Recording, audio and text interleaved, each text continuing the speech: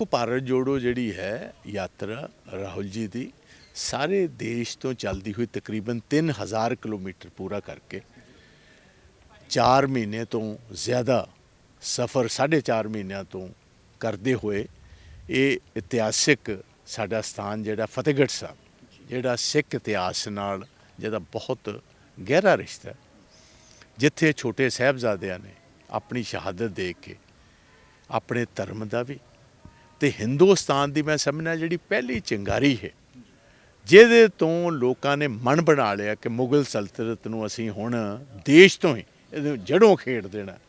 तो वो संकल्प जिहड़ा वो फतेहगढ़ साहब की धरती तो छोटे साहबजादियां की शहादत तो बाद वो कलमिनेशन हुई ईवेंट्स की। देश आज़ाद ओवरनाइट नहीं होंदे, उन्होंने बहुत लंबा टाइम लगता है। सो उतों राहुल गांधी जी मत्था टेक के अपनी अकीदत पेश करके तो बाकी फिर सारे धर्मां नाल जुड़े हुए स्थानों नूं आहिस्ता आहिस्ता मत्था टेकते हुए गांह वधणगे।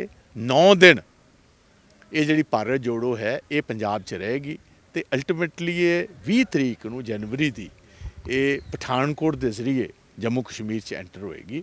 सो पंजाब का रूट प्लान किवें रहेगा? फतेहगढ़ साहब तो अगे किहड़े-किहड़े जिले च जाना? देखो फतेहगढ़ साहब तो ये नैशनल हाईवे ते ही रहनी है जी।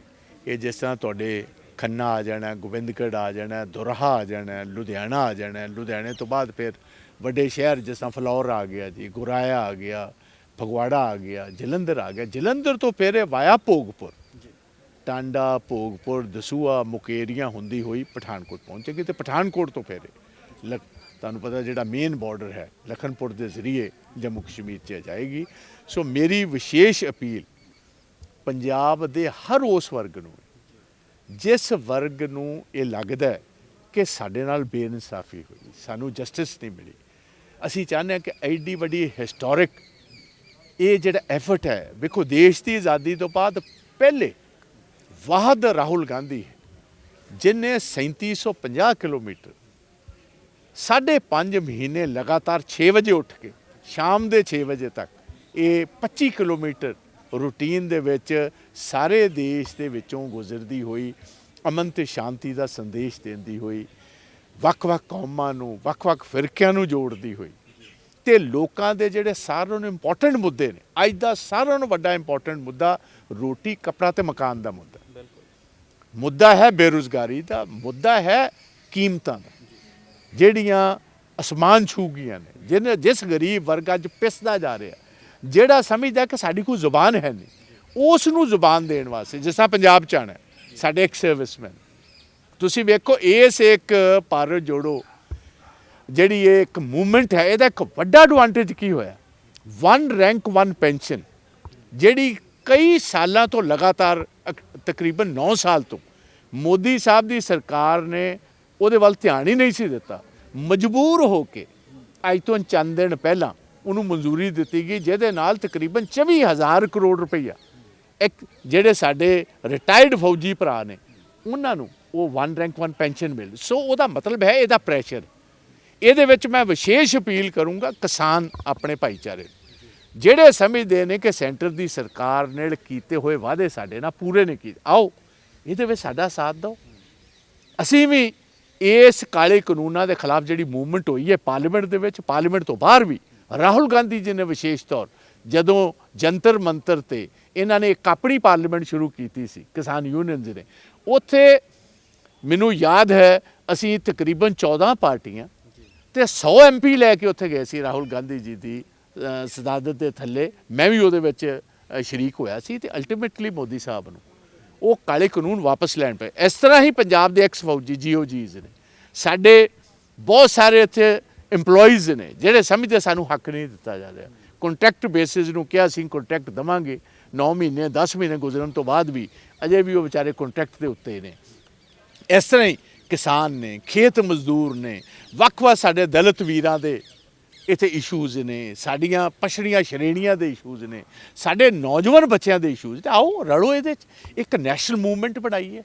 ਇਸ ਮੂਵਮੈਂਟ ਦੇ ਜ਼ਰੀਏ ਜਿਸ ਤਰ੍ਹਾਂ 1 ਰੈਂਕ 1 ਪੈਨਸ਼ਨ ਦੇਣ ਨੂੰ ਸੈਂਟਰਲ ਗਵਰਨਮੈਂਟ ਮਜਬੂਰ ਹੋਈ ਹੈ, ਉਸ ਤਰ੍ਹਾਂ ਹੀ ਤੁਹਾਡੇ ਮੁੱਦਿਆਂ ਦੇ ਉੱਤੇ ਕੇਂਦਰਿਤ ਕਰੀਏ। ਪੰਜਾਬ ਦੇ ਵਿੱਚ ਵਿਗੜਦੀ ਹੋਈ ਜਿਹੜੀ law and order the situation ਉਹਨੂੰ ਵੀ ਸਾਰੇ ਦੇਸ਼ ਦੇ ਵਿੱਚ ਵਿਖਾਉਣ ਦੀ ਲੋੜ ਹੈ, ਕਿਉਂਕਿ ਅਸੀਂ ਜਿਸ ਤਰ੍ਹਾਂ ਮੈਂ ਹੀ ਹਾਂ 80 ਤੇ 90 ਦਾ ਦਹਾਕਾ, ਮੈਂ ਪੂਰਾ ਜਵਾਨ ਸੀ ਉਸ ਟਾਈਮ, ਯੂਥ ਕਾਂਗਰਸ ਦਾ ਪ੍ਰਧਾਨ ਸੀ ਪੰਜਾਬ ਦਾ।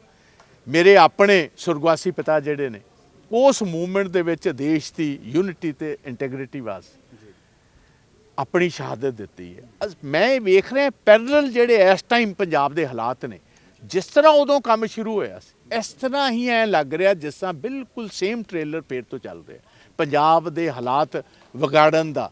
ਜਿੰਨਾ ਚਿਰ ਅਸੀਂ ਲੋਕਾਂ ਨੂੰ ਮੋਬਿਲਾਈਜ਼ ਨਹੀਂ ਕਰਦੇ, ਜਿੰਨਾ ਚਿਰ ਲੋਕਾਂ ਨੂੰ ਇਹਦੇ ਬਾਰੇ ਜਾਣਕਾਰੀ ਨਹੀਂ ਦਿੰਦੇ, ਹੋ ਸਕਦਾ ਉਸ ਕਿਸਮ ਦੇ ਹਾਲਾਤ ਫੇਰ ਇਹ ਜਿਹੜੀਆਂ ਸਰਕਾਰਾਂ ਜਿਨ੍ਹਾਂ ਦੇ ਕੋਲ ਕੋਈ ਸਹੀ ਮਾਇਨੇ ਦੇ ਵਿੱਚ ਕੋਈ ਮੈਂ ਸਮਝਦਾ ਕਿ ਐਕਸਪੀਰੀਅੰਸ ਹੈ ਨਹੀਂ, ਇਹਨਾਂ ਦੇ ਇਨਐਕਸਪੀਰੀਅੰਸ ਦੇ ਕਾਰਨ ਤੇ ਜਿਹੜੀਆਂ ਬਾਈ ਪ੍ਰੋਕਸੀ ਚੱਲਦੀਆਂ ਗਵਰਨਮੈਂਟਸ ਨੇ, ਰਾਜ ਕਰਨ ਵਾਸਤੇ ਲੋਕਾਂ ਨੇ ਵੋਟਾਂ ਇੱਥੇ ਪਾਈਆਂ, ਚਲਾ ਦਿੱਲੀ ਤੋਂ ਰਹੀਆਂ ਨੇ, ਇਹ ਸਾਰੀਆਂ ਚੀਜ਼ਾਂ ਨੂੰ ਜੇ ਉਜਾਗਰ ਕਰਨਾ ਹੈ ਇਸ ਰੈਲੀ ਵਿੱਚ ਸਾਰਿਆਂ ਨੂੰ ਸ਼ਾਮਲ ਕਰਨਾ। ਚੰਨੀ ਦੇ ਮੁਰੇ ਜਿਸ ਤਰ੍ਹਾਂ ਦੇ ਵੀ ਅਰੈਸਟ ਕੀਤਾ ਜਾ ਸਕਦਾ ਜਾਂ ਵਿਜੀਲੈਂਸ ਦੇ ਇਨਕੁਆਇਰੀ ਅੱਗੇ ਉਹ ਕਰ ਸਕਦੀ ਹੈ, ਉਦੋਂ ਨਾ ਆ ਸਕਦਾ। ਤੇ ਜਿਵੇਂ ਤੱਥ ਆਏ ਨੇ ਸਾਹਮਣੇ 2-2000 ਰੁਪਏ ਦੇ ਚਾਹ ਦਾ ਕੱਪ, ਕਿਵੇਂ ਸਮਝਦੇ ਹੋ? ਵੇਖੋ ਗੱਲ ਇਸ ਤਰ੍ਹਾਂ, ਵੇਖੋ ਮੇਰੀ ਇੱਕ ਗੱਲ ਸੁਣ ਲਓ, ਇਹਦੇ ਬਾਰੇ ਜਾਣਕਾਰੀ ਤੇ ਸਰ ਚਰਨਜੀਤ ਸਿੰਘ ਚੰਨੀ ਹੀ ਦੇ ਸਕਣਗੇ।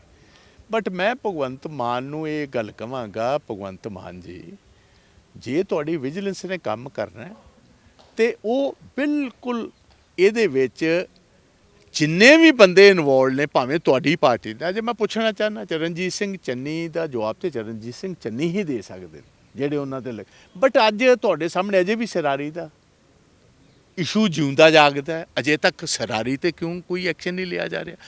ਤੁਸੀਂ ਵੇਖੋ ਕਿੰਨੇ ਸਾਰੇ ਇਸ ਕਿਸਮ ਦੇ ਇਸ਼ੂਜ਼ ਨੇ ਜਿਨ੍ਹਾਂ ਇਸ਼ੂਜ਼ ਦੇ ਉੱਤੇ ਅੱਖਾਂ ਹੀ ਮੀਟ ਕੇ ਬਹਿ ਗਈ ਹੈ ਮੌਜੂਦਾ ਸਰਕਾਰ। ਅਸੀਂ ਕਹਿੰਦੇ ਹਾਂ ਜੇ ਤੁਸੀਂ ਕਰਨਾ ਇੰਡੀਪੈਂਡੈਂਟ ਕਰੋ ਤੇ ਕਿਸੇ ਤੇ ਵੀ ਇਹ ਨਾ ਨਜ਼ਰ ਆਏ ਕਿ ਕੁਝ ਬੰਦੇ ਛੱਡੇ ਜਾ ਰਹੇ ਨੇ। ਬਹੁਤ ਸਾਰੇ ਇਹੋ ਜਿਹੇ ਬੰਦੇ ਹੈ ਨੇ ਜਿਹੜੇ ਭਾਜਪਾ ਚਲੇ ਗਏ ਨੇ, ਉਹਨਾਂ ਦਾ ਦੱਸਿਆ ਜਾਏ ਕਿ ਅਜੇ ਤੱਕ ਉਹਨਾਂ ਤੇ ਕਿਉਂ ਨਹੀਂ ਐਕਸ਼ਨ ਕੀਤਾ ਗਿਆ ਜੀ।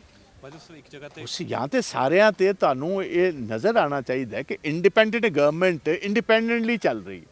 ਇਹ ਨਜ਼ਰ ਆ ਰਿਹਾ ਕਿ ਇਹ ਪਿਕ ਐਂਡ ਚੂਜ਼ ਕਰ ਰਹੀ, ਪਿਕ ਐਂਡ ਚੂਜ਼ ਪਾਲਿਸੀ ਨੂੰ ਤੇ ਕੋਈ ਬਰਦਾਸ਼ਤ ਨਹੀਂ ਕਰੇਗਾ। ਸਟਰਕਚਰ ਕਿਵੇਂ ਖੜੂਗਾ ਨਾਲ ਆਖਰਕਾਰ ਜੇਕਰ ਕੱਲ ਨੂੰ ਉਹਨਾਂ ਦੀ ਅਰੈਸਟ ਹੋ ਜਾਂਦੀ, ਜਿਵੇਂ ਕਿ ਪਹਿਲਾਂ ਹੁਣ ਜੇ ਭਾਰਤ ਭੂਸ਼ਣ ਆਸ਼ੂ ਜਾਂ ਧਰਮਸੋਤ ਉਹਨਾਂ ਦੀ ਹੋਈ ਹੋਈ ਹੈ, ਹਾਂਜੀ, ਤਾਂ ਪਾਰਟੀ ਸਟਰਕਚਰ ਦਾ ਕੀ ਰਹੂਗਾ? ਦੇਖੋ ਗੱਲ ਇਸ ਤਰ੍ਹਾਂ, ਇੱਕ ਚੀਜ਼ ਸਾਫ਼ ਤੌਰ ਸਮਝ ਲਓ, ਪਾਰਟੀ ਹਮੇਸ਼ਾ ਉਹਨਾਂ ਦੇ ਨਾਲ ਹੈ ਜਿਨ੍ਹਾਂ ਨਾਲ ਨਜਾਇਜ਼ ਹੋ ਰਹੀ।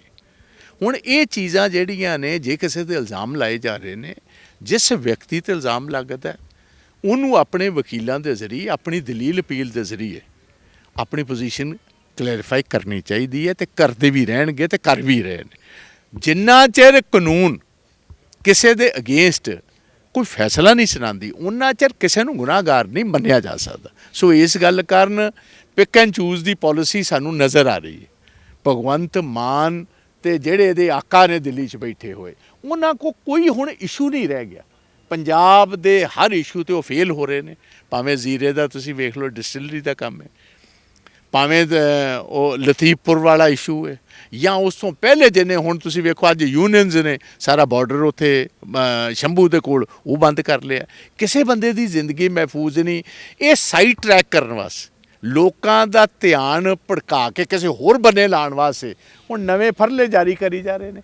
ਬਟ ਇਹ ਫਰਲਿਆਂ ਨੂੰ ਜਿੰਨਾ ਚਿਰ ਕਿਸੇ ਪਾਸੇ ਅੰਜਾਮ ਤੱਕ ਨਹੀਂ ਪਹੁੰਚਾਇਆ ਜਾਂਦਾ ਉਹਨਾਂ ਚਿਰ ਮੈਂ ਇਹਦੇ ਤੇ ਇਹੀ ਗੱਲ ਕਹਾਂਗਾ ਕਿ ਜੇ ਕਿਸੇ ਨੂੰ ਹੱਥ ਪਾਇਆ ਤੇ ਪ੍ਰੂਵ ਕਰੋ, ਜੇ ਨਹੀਂ ਪ੍ਰੂਵ ਕਰ ਸਕਦੇ ਤੇ ਫਿਰ ਭਗਵੰਤ ਮਾਨ ਜੀ ਫਿਰ ਇਸ ਗੱਲ ਦੀ ਵੀ ਤੁਸੀਂ ਰੱਖਿਓ ਕਿ ਜਿਹੜੇ ਬੰਦੇ ਇਸ ਕਿਸਮ ਦਾ ਕੰਮ ਕਰਦੇ ਨੇ ਉਹਨਾਂ ਨੂੰ ਫਿਰ ਖੁਦ ਵੀ ਤਿਆਰ ਰਹਿਣਾ ਪੈਂਦਾ। ਬਾਜਵਾ ਸਾਹਿਬ ਚੰਨੀ ਸਾਹਿਬ ਕਹਿੰਦੇ ਨੇ ਮੈਂ ਤਿਆਰ ਹਾਂ ਕਿਉਂਕਿ ਮੈਨੂੰ ਪਤਾ ਹੈ ਕਿ ਗ੍ਰਿਫਤਾਰੀ ਦੀ ਤਿਆਰੀ ਦੇ ਵਿੱਚ ਨੇਗੇ।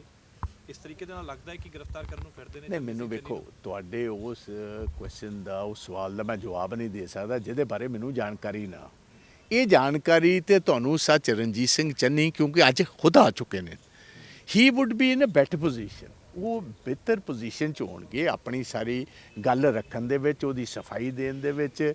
ਕੀ ਉਹਨਾਂ ਨਾਲ ਜ਼ਿਆਦਤੀ ਕੀਤੀ ਜਾ ਰਹੀ ਹੈ, ਕੀ ਉਹਨਾਂ ਨਾਲ ਫਰੇਬ ਕੀਤਾ ਜਾ ਰਿਹਾ, ਕੀ ਇਹ ਇੱਕ ਫਰਜ਼ੀ ਕੇਸ ਬਣਾਇਆ ਜਾ ਰਿਹਾ, ਤੇ ਆਉਂਦੇ ਟਾਈਮ ਦੇ ਵਿੱਚ ਦਿਨਾਂ ਦੇ ਵਿੱਚ ਹੀ ਗੱਲ ਸਾਬਤ ਹੋ ਜਾਏ। ਵਿਧਾਨ ਸਭਾ ਦੇ ਵਿੱਚ ਮੁੱਖ ਮੰਤਰੀ ਪੰਜਾਬ ਤੁਹਾਡੇ ਤੋਂ ਸਵਾਲ ਕਰਦੇ ਸੀ ਕਿ ਤੁਹਾਡਾ ਮੁੱਖ ਮੰਤਰੀ ਕਿੱਥੇ ਹੈਗਾ। ਕਈ ਫਾਈਲਾਂ ਜਿਹੜੀਆਂ ਨੇ ਉਹ ਛੁਪਾ ਕੇ ਗਏ ਨੇ, ਕਿ ਹੁਣ ਸਾਥ ਦੋਗੇ ਉਹਨਾਂ ਦਾ ਕਿ ਇਹ ਜੇਕਰ ਮੁੱਖ ਮੰਤਰੀ ਮੁੜ ਆਏ ਨੇ ਤਾਂ ਉਹਨਾਂ ਸਵਾਲਾਂ ਦੇ ਜਵਾਬ ਦੇ ਦੇਣ ਜੋ ਤੁਹਾਨੂੰ ਵਿਧਾਨ ਸਭਾ ਦੇ ਵਿੱਚ ਵੇਖੋ ਜੋ ਵਿਧਾਨ ਸਭਾ ਤੇ ਮੈਂ ਤੇ ਉਦੋਂ ਵੀ ਗੱਲ ਕਹੀ ਸੀ, ਭਗਵੰਤ ਮਾਨ ਜੀ ਜਦੋਂ ਚੰਨੀ ਸਾਹਿਬ ਗਏ ਨੇ ਗੁਲਦਸਤਾ ਤੇ ਤੁਹਾਨੂੰ ਦੇ ਕੇ ਗਏ ਨੇ, ਟੈਲੀਫੋਨ ਨੰਬਰ ਤੁਹਾਨੂੰ ਦੇ ਕੇ ਗਏ, ਨਾ ਤੇ ਪ੍ਰਤਾਪ ਸਿੰਘ ਨੂੰ ਕੋਈ ਗੁਲਦਸਤਾ ਦੇ ਕੇ ਗਏ ਸੀ, ਨਾ ਆਪਣਾ ਫੋਨ ਹੀ ਛੱਡ ਕੇ ਗਏ ਸੀ। ਉੱਥੇ ਆਏ ਨੇ, ਹੁਣ ਇੱਥੇ ਨੇ, ਤੁਸੀਂ ਪੁੱਛੋ ਉਹਨਾਂ ਨੂੰ, ਭਾਵੇਂ ਫਾਈਲਾਂ ਦਾ ਪੁੱਛਣਾ, ਕਿਸੇ ਗੱਲ ਦਾ ਜਵਾਬ ਦੇਣਾ। ਚਰਨਜੀਤ ਸਿੰਘ ਚੰਨੀ ਕਿਤੇ ਭੱਜੇ ਨਹੀਂ, he is willing to answer for every single question.